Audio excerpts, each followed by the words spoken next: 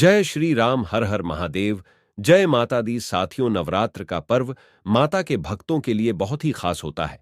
ऐसे में 9 दिनों तक चलने वाले इस पावन पर्व में हमसे जाने अनजाने में कुछ गलतियां हो जाती हैं, जिससे माता रानी रुष्ट हो जाती है और उनका आशीर्वाद हमें प्राप्त नहीं हो। पता तो दोस्तों, आज हम आपको बताएंगे कि ऐसी कौन सी गलतियां हैं जो हमें नवरात्रि के पावन पर्व में कभी भूल से भी नहीं करनी चाहिए। तो पर वीडियो अंत तक ध्यान से देखें। वीडियो में आगे बढ़ने से पहले आप सभी से एक रिक्वेस्ट है। हमारा यह चैनल हिंदू धर्म की आस्था पर आधारित है। अगर आप भी इन आस्थाओं पर विश्वास रखते हैं तो इस चैनल जल्दी से सब्सक्राइब करें। माता रानी की कृपा दृष्टि आप पर बनी रहे। तो चलिए शुरू करते हैं साथियों। माता के द्वार पर आने वाला कोई भी श्रद्धालु खाली हाथ नहीं जाता। बस मन में माता के प्रति श्रद्धा होनी चाहिए। किंतु शास्त्रों में ऐसे भी कार्यों के बारे में बताया गया है जो मां दुर्गा को अप्रिय होते हैं, जिनको करने पर मां दुर्गा क्रोधित हो जाती है। माता के क्रोध के सामने खड़े होने की क्षमता देवताओं के पास भी नहीं है, तो साधारण मनुष्य की बात ही क्या। मनुष्य की पूजा अर्चना से माता जितनी जल्दी प्रसन्न होती है, उतनी ही जल्दी माता रुष्ट भी हो सकती है।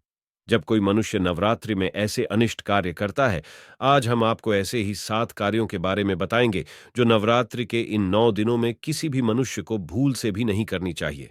तो चलिए जान लेते हैं वह कौन से कार्य हैं जिन्हें नवरात्रि में करना अशुभ माना गया है। सबसे पहली बात है, द्वार आए याचक का अपमान न करें।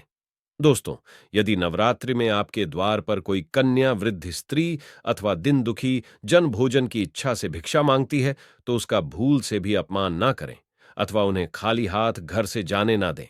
यदि आपके घर में कोई काम करने वाले हैं, तो उसका भी अपमान न करें। नवरात्रि में उन्हें कुछ न कुछ भेंट अवश्य दें। इससे मां दुर्गा अत्यंत प्रसन्न होती है और आपकी हर मनोकामना पूरी करती है। दूसरी, कार्य स्त्रियों का अपमान।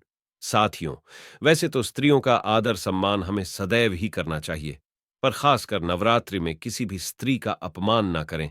हिंदू धर्म में स्त्रियों को माता रानी का रूप ही माना जाता है। स्त्रियां माता रानी का ही अंश होती हैं। माता रानी स्त्रियों का सम्मान करने वाले मनुष्यों पर सदैव ही अपनी कृपा बरसाती है। स्त्रियां स्वयं की खुशियों का त्याग करके आपके घर को स्वर्ग बनाती हैं। स्त्री स्वयं उपवास करके अपने पति की लंबी आयु की कामना करती है। जीवन भर अपने परिवार के लिए बिना थके कार्य करती है। ऐसी पतिव्रता स्त्री का अपमान करना महापाप होता है। जो मनुष्य नवरात्रि में किसी भी स्त्री का अपमान करता है, स्त्रियों की तरफ गलत भावना से देखा है, उसे मां दुर्गा अवश्य ही दंड देती है। तीसरी बात है, नवरात्रि के इन 9 दिनों में किसी भी प्रकार का अनिष्ट कार्य न करें, जैसे झूठ बोलना, पैसे की चोरी अथवा धोखेबाजी करना, निष्पाप पशुओं को सताना, किसी गरीब को नीचा दिखाना। माता रानी को ऐसे कार्य करने वाले लोग बिल्कुल भी पसंद नहीं होते। ऐसे कार्य राक्षसी प्रवृत्ति के होते हैं, जिससे मन अत्यंत क्रोधित हो जाता है। चौथी बात है, मांस का सेवन। दोस्तों, इस बात का ध्यान रखना चाहिए कि आप भूल से भी मांस मदिरा का सेवन न करें। साथ ही लहसुन, प्याज आदि भी तांत्रिक चीजें हैं, इन्हें भी ग्रहण करना उचित नहीं है। किंतु आप मांस का सेवन कतई ना करें, नहीं तो मां दुर्गा आप पर क्रोधित हो जाएंगे। नवरात्रि में केवल सात्विक आहार को ही ग्रहण करें। पांचवी बात है, शारीरिक संबंध बनाना। माता रानी की कृपा पाने के लिए नवरात्रि के 9 दिन भूल से भी शारीरिक संबंध ना बनाएं। जो भी मनुष्य व्रत का पालन करता है, उसे तो भूल से भी शारीरिक संबंध नहीं बनना चाहिए। जो व्यक्ति नवरात्रि के 9 दिन ब्रह्मचर्य व्रत का पालन करता है, मां उसकी हर इच्छा को पूर्ण करती है। छठी बात है, घर को खाली न छोड़ें। नवरात्रि का कलश यदि आपने अपने घर में स्थापित किया हुआ है, तो आप अपने घर को कभी खाली न छोड़ें। घर में किसी को अवश्य ही रुकना चाहिए। नवरात्रि में मां आपके घर में किसी भी क्षण प्रवेश कर सकती है। ऐसे में बंद घर में कोई भी ना हो तो मां की कृपा आपको प्राप्त नहीं होगी।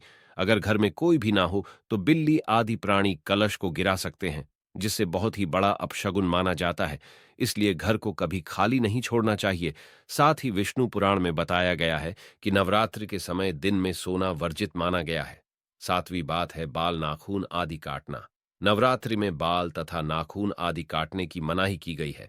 साथ ही नवरात्रि के 9 दिन चमड़े के वस्तुओं का प्रयोग करना वर्जित बताया गया है, क्योंकि यह चीज पशुओं को मारकर बनाई जाती है।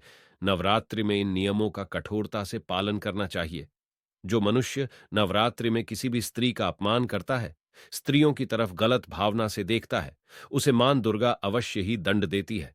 मित्रों, उम्मीद है आज की यह वीडियो आपको इस नवरात्रि में मां दुर्गा की कृपा पाने में जरूर मदद करेगी। तो आप सभी से एक सब्सक्राइब का उम्मीद रखता हूं। जो कोई भी इस चैनल को सब्सक्राइब करेगा, इस नवरात्र माता रानी जरूर उनकी मनोकामना पूरी करेंगी। जय माता दी, हर हर महादेव। धन्यवाद, मिलेंगे अगले वीडियो में।